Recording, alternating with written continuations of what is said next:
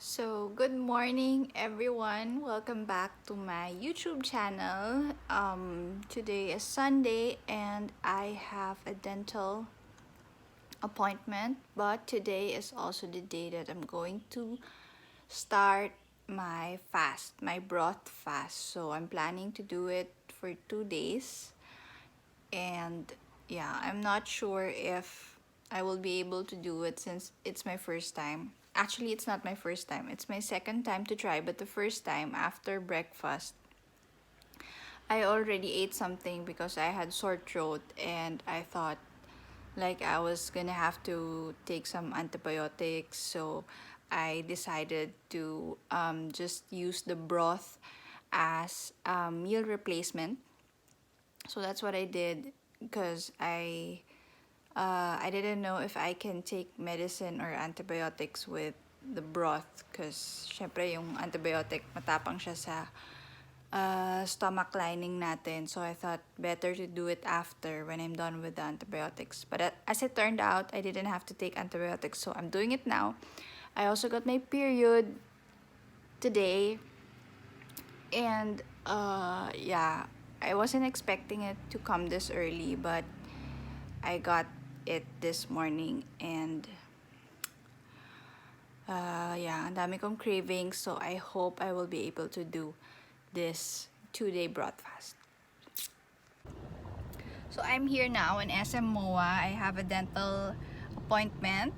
Um, yeah, and I'm gonna show you everything that I have with me for my broth fast. So I have my peppermint tea, my water, my broth in this one. So I just came from my dentist, Oasis Dental Care here in MOA, and I'm gonna have lunch now. Lunch, which is my broth that I have here. Yeah. It's so hard kasi I was in the mall and I wanted to buy sobrang daming, alam mo yun, sobrang daming food na madadaanan for takeout, donuts, milk tea, coffee, and then nag-broth fast ka. Grabe yung disiplina, grabe yung tiis. Oh my gosh. Sobrang init pa siya. I don't know kung matitiis ko pa siya until this evening. But nakakainis sa loob ng mall. Bakit ko pinili na mag-fasting today? So I'm gonna drink my peppermint tea. Has no sugar, no honey, but it has a little cinnamon. And then may dala rin akong water. So good morning everyone. I'm on day 2 of my broth fast, and I woke up at around 5 a.m. and I couldn't fall back to sleep, so I just went down and watched some Netflix, and I was really hungry, and yeah, so I just finished up parang the rest of the broth that I had yesterday. And yeah, yesterday I felt really bad because when I got home from my dentist, family was eating fries and some apple juice, and I just felt like I wanted to eat everything, including Amelie. That's how it felt. That's how I was trying not to eat. I couldn't vlog anymore. I was just not in the mood. But this morning, yeah, I woke up. I drank a lot of water, so nagising ako twice to go to the bathroom. Because when you're on your period, I'm having cramps. I feel bloated, and I have all these cravings. So it's really bad. But this morning, I almost ate na naman like a sandwich, bread, and stuff. And I decided to just drink the broth first, and I drank a lot of water, and I also had coffee with milk. And I know you're not supposed to like intake anything with sugar, and I think of course the milk has sugar, but I can't drink black coffee. I should have just gone with the peppermint tea. It worked well for me, but I just felt like I needed the coffee, otherwise I would have eaten something. It's 7:20, and I am going to the grocery. But first, magsasampay muna ako. Because yesterday when I was in SM, I dropped by the department store and bumili ako ng mga pillowcases. So, nilaban ko yon and isasampay ko muna siya, and then I'm gonna take a bath and go to the grocery because it's easier to do the broth fast for me when I'm not in the house. So, I'm gonna do the groceries now because my home quarantine pass is MWF, and we need a few things which I didn't buy yesterday in MOA because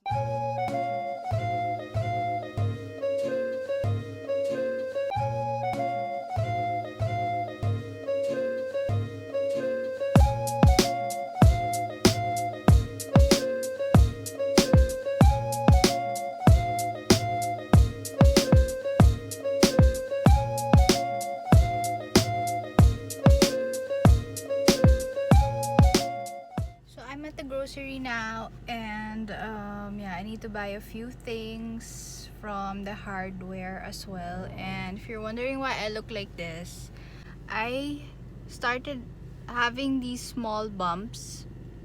Ayan. But actually, medyo nawala na siya, in fairness.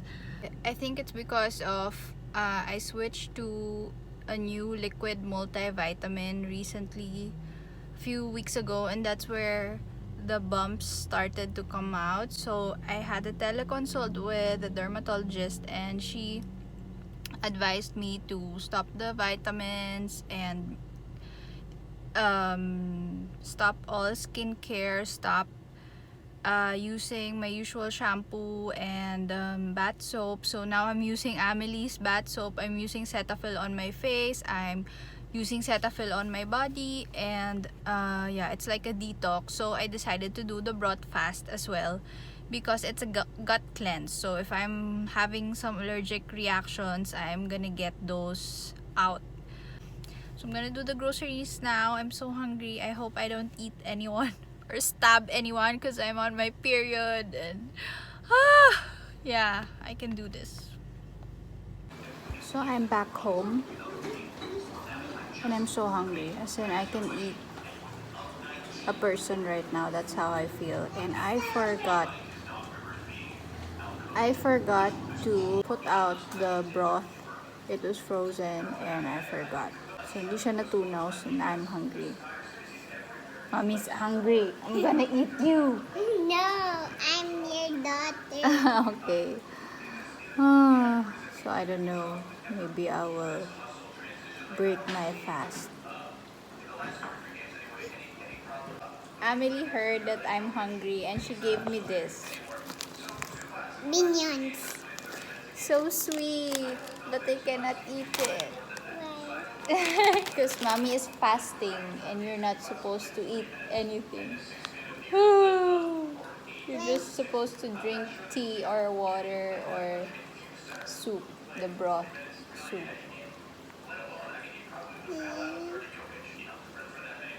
Should I eat it? Yeah. I'll try. Good morning, everyone. I'm whispering because Amelie is still sleeping, but update, I broke my fast yesterday. Yeah, I was so hungry, nahihilo na ako. I had some peppermint tea and water while waiting for the broth to thaw. Pero hindi ko na naantay, so I had some yogurt and some sinigang, yung sabaw ng sinigang. Sabaw lang naman, so I kept it.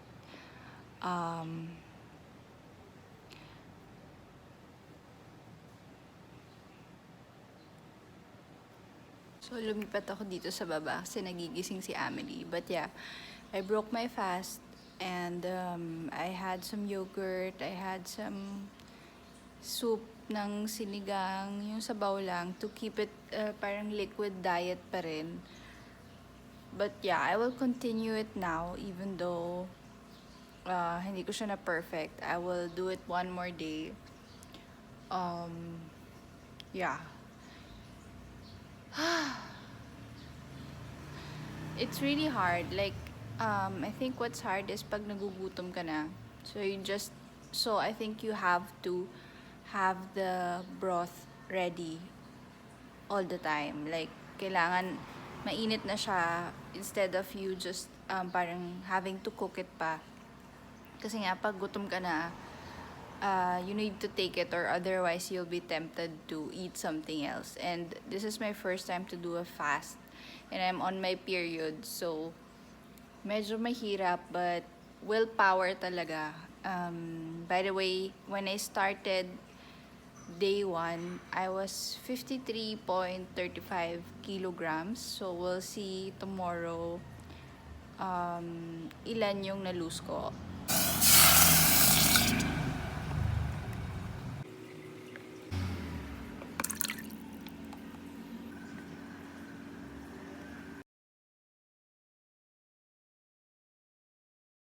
I am going to have breakfast right now. My Moroccan mint tea with cinnamon and my broth. Mainit pa.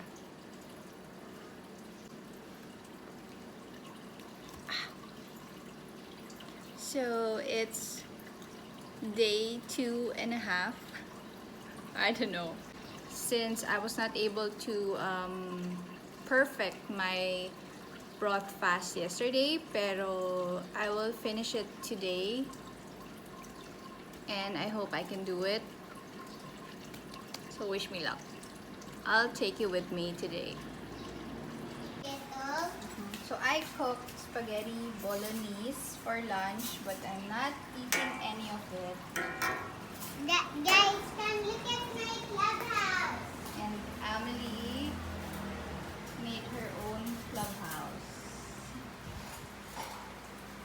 Nice. What have you drawn that? Some flowers. And who's inside? Ooh, lots of friends inside. Oh, you eat muna. So I am now going to do this exfoliating foot peel mask.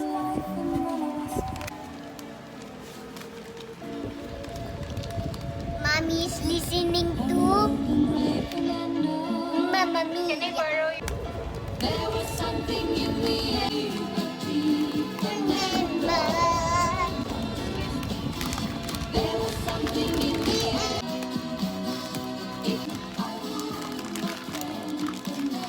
So that's 60 to 90 minutes. I look so haggard. Anyway.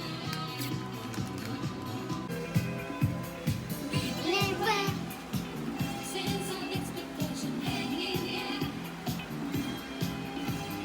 Giving us spark across the room. Your eyes are looking down. You know what I mean. Yun na. Hula hoo. Take it now, leave it. Now it's all we get. Take it now, leave it. Now it's all we get. Nothing promised, but we get.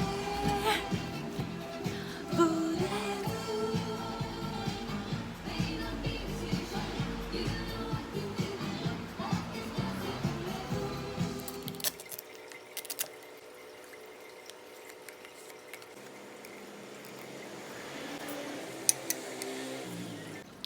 So good morning everyone. I am now done with my broth fast. It's day 3 or actually day 4 na. I still have a little bit left of my broth which I will use tonight as meal replacement for my dinner. All in all, I feel more energized. I'm not craving for anything in particular. Wala yung cravings ko. And some tips for doing the broth fast. I only did it for 2 days. I was not able to perfect it, but I stick to the liquid diet. Right now, my breakfast is going to be some yogurt, some banana, 2 tablespoons of granola, and 3 pieces of dark chocolate chips. Gutom na ako. Gusto ko nang kumain. Actually, hindi ako gutom, but I'm so happy to be able to eat some solid food. There are a lot of people asking why I did the broth fast. And they thought na nagpapayat ako, tatry ako mag-lose ng weight, but that's not it. Nag-broth fast ako because I've been having a lot of abdominal pain. Nagpa-ultrasound ako, but they didn't see anything. So now I'm just trying na baka my gut is trying to tell me something. That's why I did the broth fast. And in fairness naman, there's no pain so far, and also because parang nag-allergy ako to some multivitamins that I had recently. So look at my forehead. Sobrang daming maliliit na, they're not pimples. This one just came out, parang nahinog siya. But I think it's also because I had my period.